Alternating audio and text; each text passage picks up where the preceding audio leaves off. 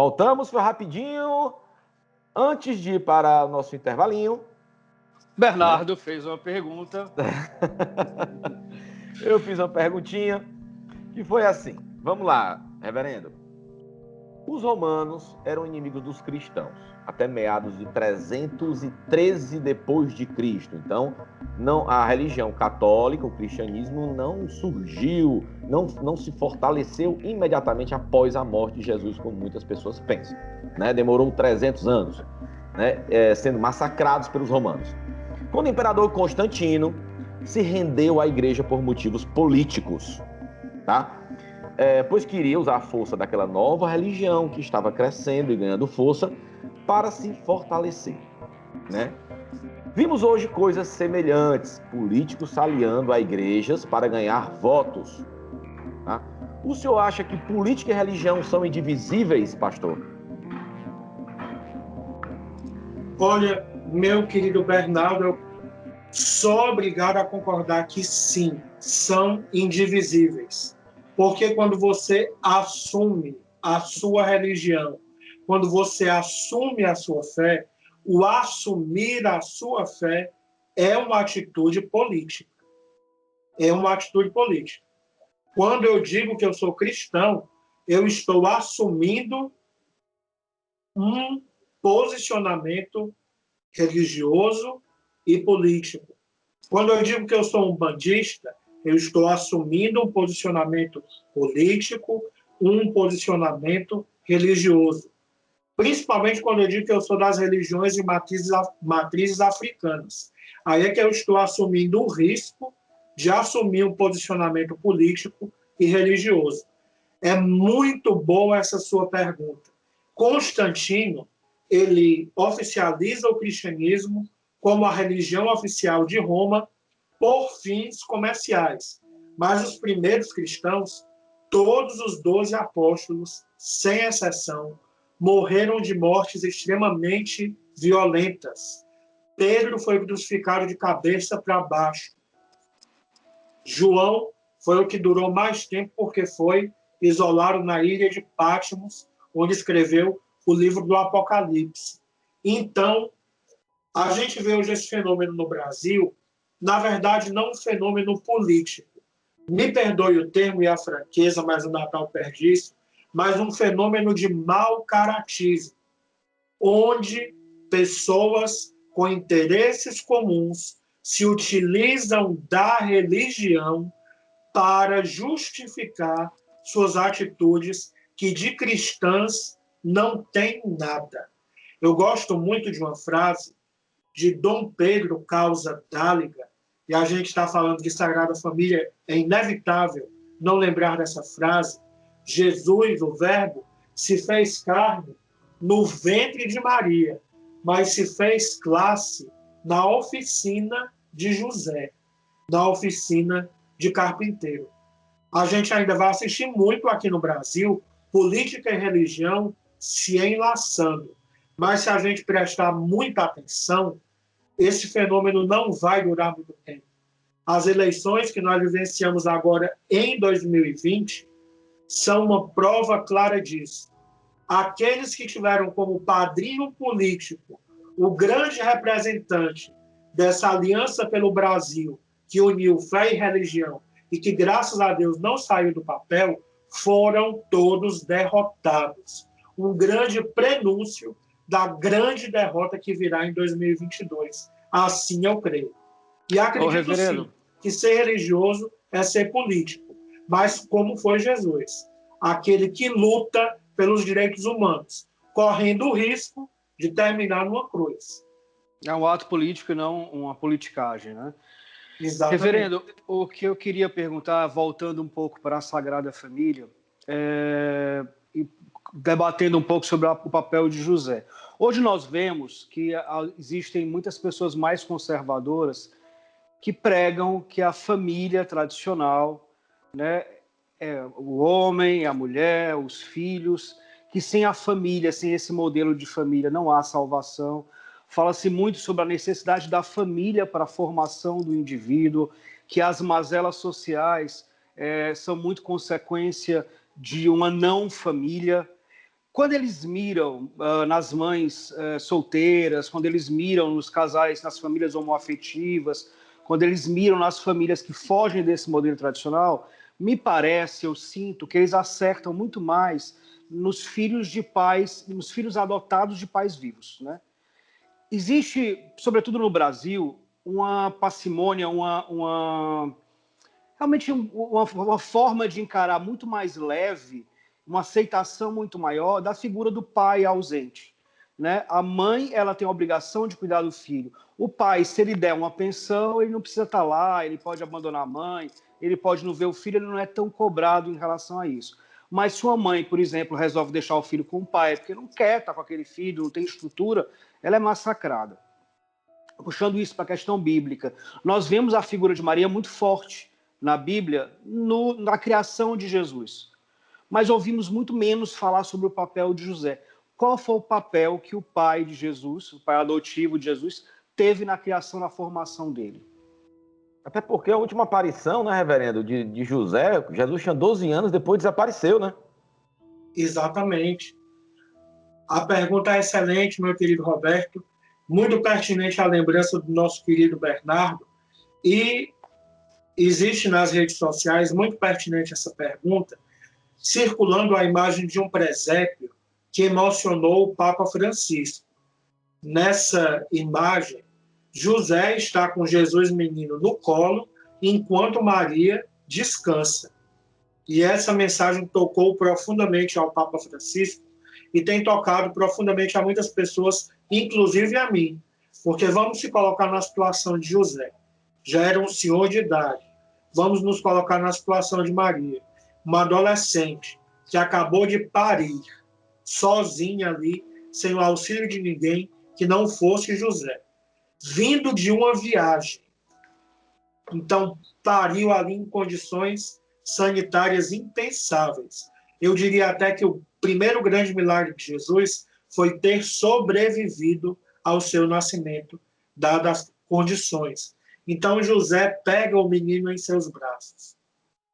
E esse presépio tem emocionado muitas pessoas. Mas para falar justamente para nós da importância de José.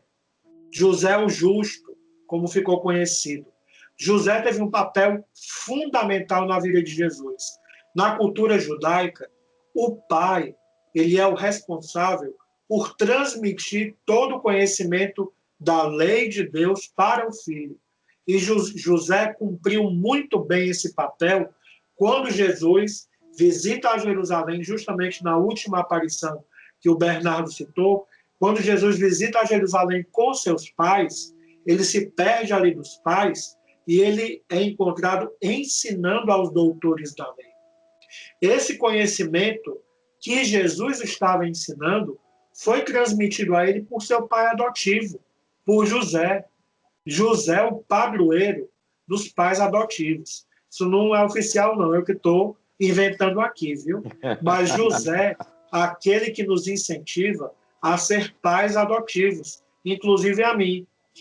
Um grande mestre espiritual que eu tenho, um grande mentor espiritual já me falou isso, que eu serei um bom pai. Eu pretendo ser um José, ou solteiro ou casado, adotar meus filhos. De preferência aqueles que ninguém quer adotar. Aqueles que estão fora da faixa etária e que sejam preferencialmente negros. A figura de José vem falar para nós que família, a começar pela Sagrada, é um núcleo de amor. É a união de pessoas que se amam. Ser família não tem nada a ver com gênero, não tem nada a ver com consanguinidade. Está aí o exemplo de José e de Jesus. Eu acredito, Bernardo, que José some do relato bíblico, porque quando Jesus nasceu, ele já era um idoso, já havia passado e muito da expectativa de vida daquele tempo, que era 40 anos. Então, é só somar mais 12 que a gente tem aí a explicação do desaparecimento de José, que, na verdade, voltou a ir para a casa do pai.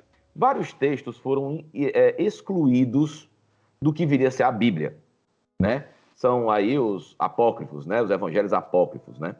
Como o suposto, por exemplo, o evangelho de Judas, como o Evangelho de Tiago, né? E entre eles tem o de Maria e o de Madalena, né? Esse último, um desses últimos, o de Maria, com conteúdo, inclusive, bem feminista, né?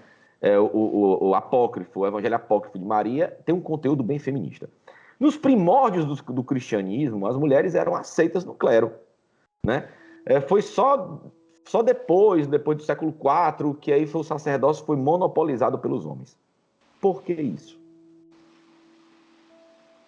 Excelente pergunta. E falando de evangelhos apócrifos, o Evangelho de Maria é lindíssimo. E uma das passagens que mais me emociona é quando o menino Jesus acidentalmente mata um passarinho, põe o passarinho na mão e ressuscita aquele passarinho. Tem um significado simbólico muito rico. Mas por que as mulheres foram privadas do sacerdócio? As mulheres são as grandes sacerdotisas de nossas casas. E fazendo alusão a Maria, mãe de Jesus, e a Maria Madalena, que foi chamada recentemente de a apóstola de Jesus, nós temos ali mulheres fantásticas. Quando inclusive, ressuscitou... eu queria, viu, reverendo, desculpa estar lhe interrompendo, inclusive eu queria fazer aqui, porque muita gente não sabe, e eu quero fazer essa justiça aqui, quiseram defamar durante séculos e séculos a figura de Madalena, colocando como prostituta, né? Sim, isso exatamente. Já foi reconhecido pela igreja, foi um erro de interpretação das escrituras, mas em 1967, a própria igreja limpou o nome de Madalena e reconheceu que foi um erro, tá? Justamente porque era uma das apóstolas de Cristo, sim, e como a igreja não admitia que um dos apóstolos fosse uma mulher, quis sujar a imagem de Madalena, mas em 1967 a igreja já desfez esse terrível erro, né? Então, desculpe, reverendo, é que eu não queria deixar passar. Foi muito bom, mas eu quero até falar sobre isso, querido Bernardo. É tão fácil sujar a imagem das pessoas e tão difícil limpar, porque recentemente, aqui na ICM mesmo, eu recebi uma pessoa evangélica, não é? E ele me disse, fazendo menção a Madalena, aquela prostituta. Eu, qual? Aquela prostituta que lavou os pés de Jesus. Eu, qual, meu filho? Eu não conheço nenhuma. Não aquela prostituta, adúltera. Eu, qual? Por favor, me aponte. Não aquela que chamavam de Madalena. Eu digo, a apóstola de Jesus, a que evangelizou toda a Síria e toda a região ali que ela viveu, sim, de prostituta ela não tinha nada. Mas, infelizmente, nos primórdios da igreja e ainda hoje, as mulheres são privadas do sacerdócio e são privadas de exercerem a sua sacralidade por uma cultura machista, por uma cultura sexista. Nós somos, a ICM, a única denominação cristã do mundo que tem à sua frente uma mulher, que é a nossa moderadora, a reverenda Cecília Eggleston, uma inglesa, lésbica, que é a nossa madre, não é? Que governa a nossa junta de governo, o nosso conselho de bispas e de bispos. Falo bispas e bispos porque são mais bispas do que bispos. Então, falando dessa figura da mulher, é muito necessário... A igreja ortodoxa permite, né, dentro do seu clero, mulheres celebrarem missa, mas como a igreja ortodoxa ainda não tem a figura de um papa, então ela não está à frente como na vossa igreja, mas a igreja ortodoxa permite também que celebre missa. Isso. Né? Exatamente. Recentemente, Bernardo, no Sínodo da Família, o Papa Francisco cogitou a possibilidade de ordenar diaconisas para que ali na Amazônia, no território indígena, onde não há sacerdotes... Onde o homem não quer ir, né? Onde o homem não quer ir, né? Exatamente, onde homem nenhum quer ir, ele cogitou a possibilidade de ordenar mulheres para presidirem a celebração eucarística. E foi assim... Isso não é histórico, hostilizado não. De uma maneira não é histórico, não, porque, por exemplo, tem passagens na Bíblia, né, bastante machistas, né? E suspeitas, diga-se de passagem, e suspeitas. Né? Como, por exemplo, quando Paulo diz: a mulher aprenda com sua sujeição, não é permitido que mulher ensine, nem que tenha domínio sobre o homem. Passagem bíblica de Paulo. Mas na época de Paulo, nem de Jesus, né? Jesus não pregava submissão da mulher. Naquela época, a igreja não pregava submissão à mulher, né? Há uma corrente de historiadores, por exemplo, que acredita até que esses trechos tenham sido acrescidos por algum escriba só no século II. Aí eu lhe pergunto, reverenda, a Bíblia está carregada dessas intervenções de terceiros sem ser o texto original? Claro, com certeza, Bernardo. Com certeza, Roberto. Um livro que levou 1000 anos para ser escrito é cheio de intervenções humanas, intencionais, desses erros. É cheio deles. E também não dá, reverendo, também não tem como ser anacrônico, né? A gente entende que não dá para viver como se vivia naquela época. As coisas foram se modificando, né? A cultura foi se modificando. E eu acho que é até muito cristão você aprender a rever os seus conceitos.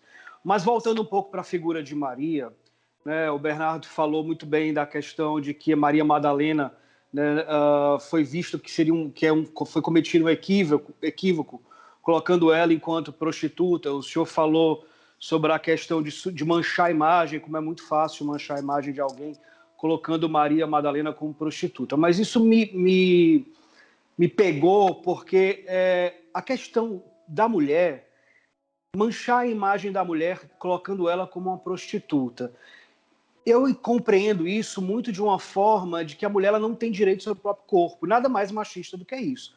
Nada mais sexista do que isso. Se ela fosse uma prostituta, qual problema seria?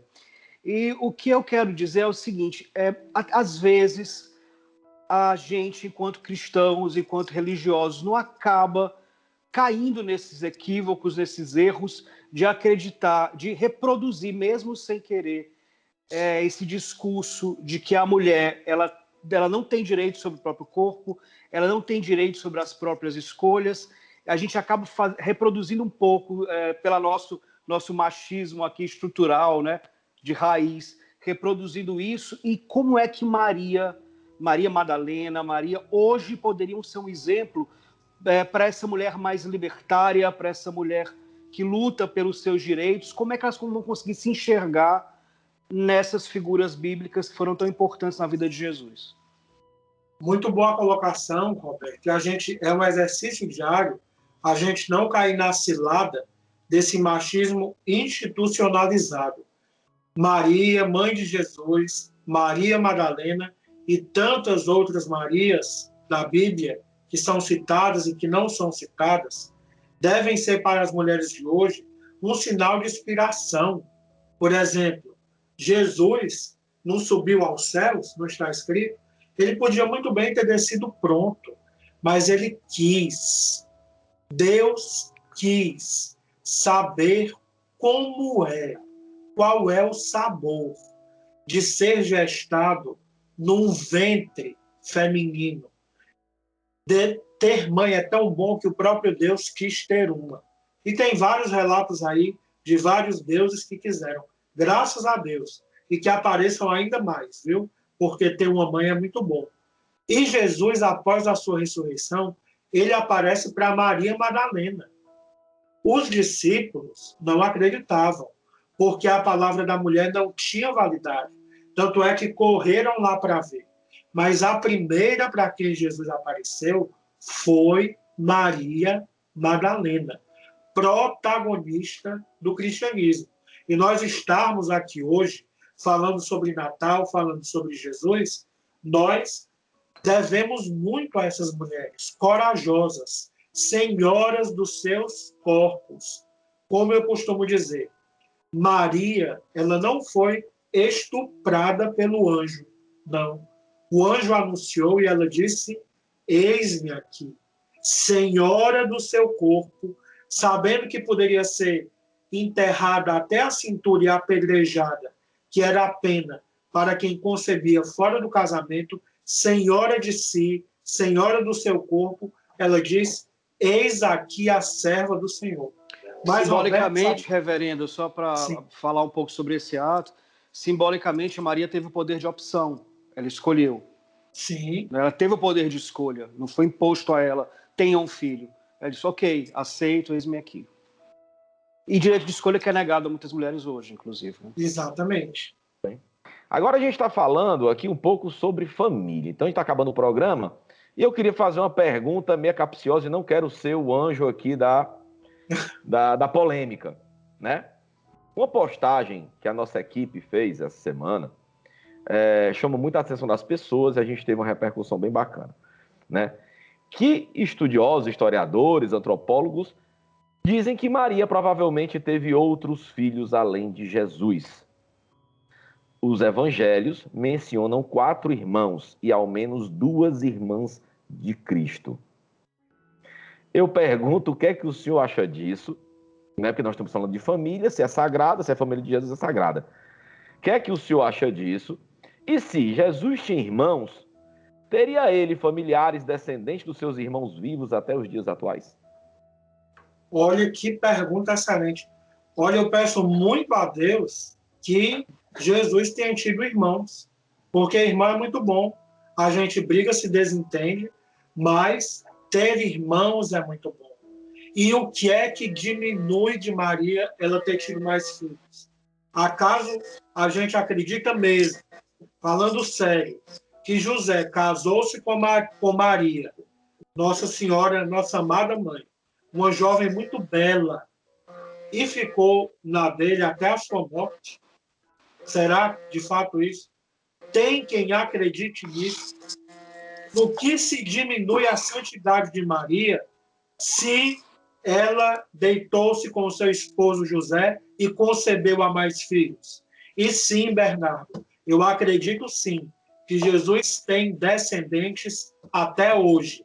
E para justificar isso, lembro aqui a figura de Santa Sara Cali. Acredito que vocês já ouviram falar. Sim, sim. Santa Sara Cali. Protetora dos ciganos, inclusive, né? Isso. Muitas dizem aí que ela foi a babá de Jesus, que ajudou Jesus. Mas, gente, particularmente, eu creio que Santa Sara Cali é a filha de Jesus com Maria Madalena.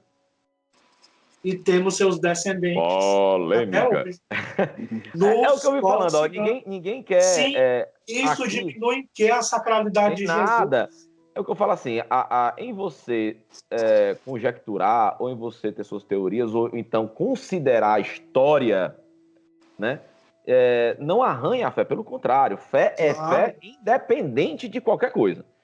Então, o que eu pergunto, né? Se Jesus casou com Madalena ou casou com outra pessoa e teve filhos, diminui em que a santidade dele? Em nada.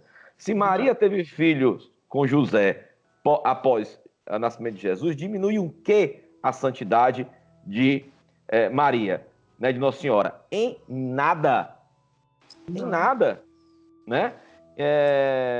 Inclusive, reverendo, muitas pessoas colocam esse cheque, né? Porque não, é inconcebível Jesus ter casado. Eu quero saber por quê. Ninguém está dizendo que ele casou aqui, não, mas se tiver casado, diminui o quê? Né? Jesus era pobre. Então, alguns correntes de historiadores dizem que ele não era, na verdade, carpinteiro, que ele era construtor. E construtor se ganhava muito dinheiro, que quando ele morreu, inclusive na cruz, crucificado, os soldados romanos brigaram pela sua roupa, que era de linho puro e era muito caro. Sim. Né? Que ele não vivia na total miséria, não. Mas por que se ele vivesse bem, o que é que desfaz da santidade de Jesus? Então essas são as perguntas que a gente tem que se fazer. A gente está adorando a uma figura construída ou a um exemplo a ser seguido? A atos. Então a gente adora figuras ou atos? Se a gente adora figuras construídas, a gente está adorando errado. Exatamente. A gente tem que adorar a atos, a seguir os atos. A mensagem que ele passou, o exemplo, é verdade. A mensagem é um exemplo, a gente não tem que estar se fixando. Porque não, se Se Jesus não é louro dos olhos azuis, eu não gosto mais de Jesus. Ah, Jesus casou, não casou, eu não gosto mais de Jesus. Ele não era tão santo como eu esperava. Por que não? Maria, inclusive, Virgem Maria, virgem não existe no dialeto hebraico nem aramaico. Exatamente. Virgem não existia. A virgem que se diz é sem pecados. É. Maria sem pecados. Tá? E se Maria não fosse virgem, virgem como a gente entende, sexualmente falando, o que interessa? Não tira a santidade dela nem de Jesus. Em nada. Pelo contrário. Mas a gente precisa olhar para o que a igreja faz. O que é que a igreja faz com as mulheres, Bernardo e Roberto? Não tenho aqui ao meu alcance nenhuma. Tenho aqui a Mater Dei, a mãe do Supremo Amor, não é? Que eu recebi de presente, não sei se dá para ver. Dá sim. Trazida pelo meu querido confrade, o reverendo Igor Simões, quando visitou Santiago de Compostela. O que é que a igreja faz com a figura da mulher? Ela dessexualiza, ela tapa. Você só vê o rosto, as mãos e os pés. É ou não é? É. Alguém já viu o joelho de alguma santa? Não se vê. Não. Eu fico até pensando se elas tinham. Então, qual é a necessidade? Qual é a necessidade de assexuar as pessoas para torná-las santas? Não vejo nenhuma. Se Maria teve mais filhos com José, e é claro que teve. José já era de idade, mas era robusto, não é? Então, acredito que teve sim um casamento feliz com Maria. Andou pra caramba com Maria e Jesus no jumentinho, né? Então, ele era bem... Exatamente. Então, vai ficar andando para cima e para baixo, só olhando para a mulher. Então, a gente precisa desconstruir isso na nossa cabeça. Se Jesus teve filhos, graças a Deus, amém. Mas por que a igreja não quer tocar nesse assunto? Porque teria aí a hereditariedade de Jesus, não é? Aí o principado instituído pela Igreja Romana seria questionado. Aí tem várias questões em jogo. Por que se Jesus casou, por que os padres não podem casar? Surgiria muitas... É porque todos os apóstolos eram casados, né? Todos os apóstolos eram casados. Todos. Muita desconstrução em algo que já muita desconstrução. Mas, já vai acabando. Já estamos acabando aqui. Um pouco. Mas o importante também, o que eu quero dizer é que a gente está aqui, né, desejando um Feliz Natal, desejando um Ano Novo melhor, né, uma passagem de ano de paz, de luz para todas as famílias, sejam que famílias forem, o importante é ter amor. E o que a gente está falando aqui, que a gente quer deixar muito mais sólida a mensagem de Jesus, né, o exemplo de Jesus, independente se ele teve filhos, se não teve, imagem, se Madalena foi prostituta ou não, mas assim, um ensinamento de amor. Exatamente. Então, amor, solidariedade, dividir o pão, estar mais próximo das pessoas de coração, não por interesse. Essa é a mensagem da Reconnect. Então, terminamos, nos reconectamos, Bernardo? É óbvio. Muito bem. Então, Reverendo Francisco, muitíssimo Reverendo, muito obrigado. Como sempre, aqui muito disponível, muito generoso, muito obrigado. Parabéns pelo seu belíssimo trabalho. Vai sair aqui as redes sociais do Reverendo. Então, se você quer conhecer um pouco mais do trabalho dele e da igreja dele, entre em contato com ele, com certeza. Ele tem muito aí a ensinar a todos. Então, muito obrigado a você que esteve com a gente até agora, durante todo o ano. Então, muito obrigado, você reconectado. Nós da Reconnect desejamos um feliz Natal para você. Então, próxima quarta-feira, próximo domingo, tem mais Reconnect, que é depois do Réveillon. Então, a gente vai estar desejando aí feliz Ano Novo para todo mundo. Então, feliz Natal. Paz, de amor. Um bom Ano Novo. Se você quer um domingo diferente ou uma quarta-feira diferente, vem para a Reconnect. Um abraço, feliz Natal. Boa reconexão, até mais.